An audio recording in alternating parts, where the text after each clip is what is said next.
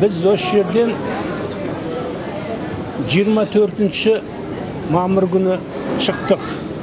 Бірден Парижге барып, сол Қазақстанның Франциядағы елшілігіменен алдын ала келіссөз жүргіздік.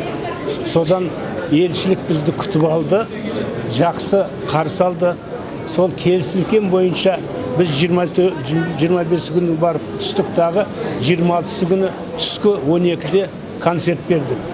Сол жердегі Францияда тұрып жатқан қазақ қауымдастығының өкілдері, олар 80 жылдары Түркиядан көшіп келген қазақтар екен.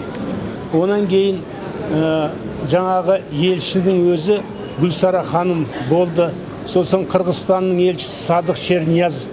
Онан соң кейін француз өкілдер қоғамдық жұмысты араласып жүрген сол кісілер болды.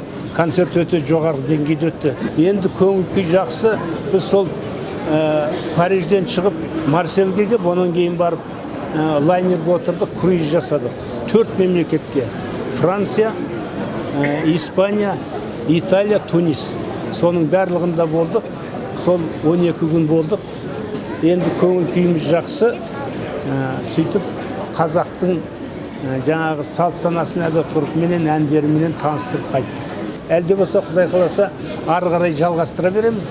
Біз өзіміздің әдет-ғұрпымызды, салт санамызды, ата-бабамыздың жүріп кеткен жолдан, онан кейін біз дүние жүзіне тарыдай тарап кеткен қазақтардың сол басын қосып, сөйерге барып жаңағы концерт қойып жүрміз. Осыны былтырдан бастадық. Біз осы Қазақстан, Өзбекстан, осын былтыр Америкаға бардық. Америкада да 12 күн болдық.